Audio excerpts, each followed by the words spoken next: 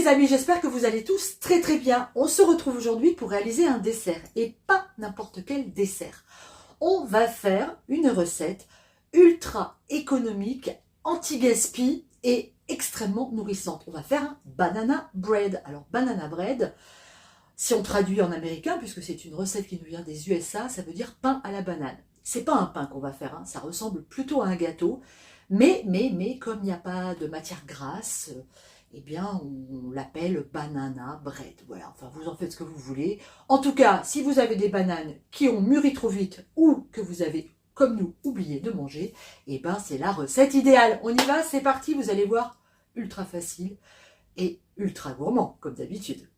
Alors, je vais garder la plus belle. Hop, celle-là, c'est pour tout à l'heure. Alors, les voilà nos fameuses bananes, hein? Regardez, je ne vous mentais pas, hein, elles sont vraiment très très mûres. Mais c'est comme ça qu'il faut les utiliser. Hein, parce que plus elles auront de taches noires, plus elles seront mûres et meilleur sera votre cake.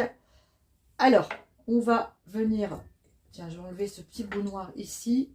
Et puis, les bananes, on va tout simplement les écraser. Et garder les peaux. Gardez les peaux. Pourquoi?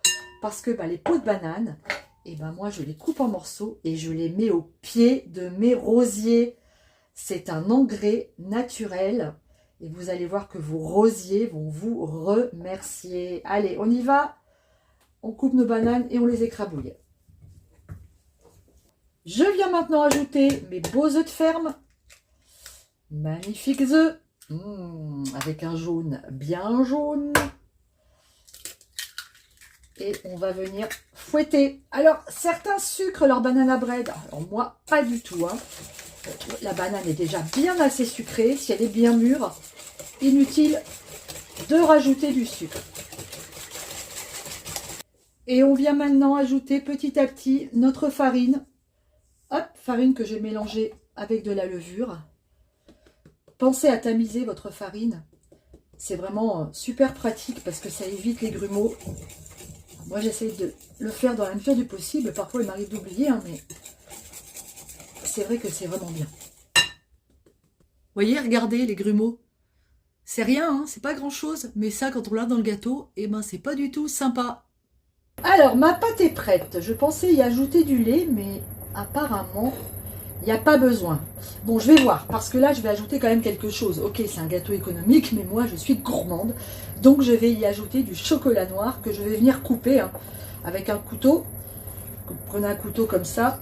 Et puis vous coupez votre chocolat, voilà, vous faites des barres de chocolat et ensuite vous venez les couper comme ça en petits copeaux, vous voyez, voilà, parfait. On mélange et on va voir s'il y a besoin de rajouter un petit peu de lait ou pas.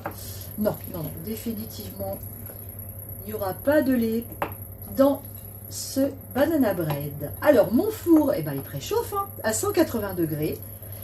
Et je vais pouvoir mettre mon gâteau dans un moule à cake que j'ai bien beurré. Et j'ai gardé une banane pour la fin. Pourquoi? Parce que comme c'est un banana bread, on va venir tailler notre banane comme ça. Hop, sur toute sa longueur. Et on va la mettre dessus. Regardez-moi ça. Hop, comme ça. Tac. On va enfoncer un petit peu notre banane. Oh là là. Allez, ça file au four pour environ 45 minutes. Magnifique.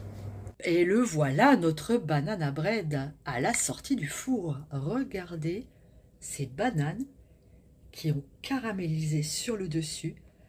C'est magnifique. Alors, on va attendre qu'il refroidisse un peu pour le démouler. Oh là là, ça a l'air tellement bon.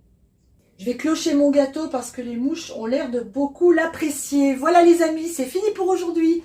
J'espère que cette recette vous a plu. Si c'est le cas, n'hésitez pas à la refaire. Et puis, envoyez-moi des photos sur Instagram. J'aime beaucoup quand vous prenez vos recettes en photo et que vous les partagez avec moi. Je vous embrasse très fort et je vous dis à très bientôt sur Popoter Potager, dans la cuisine ou au jardin. Ciao!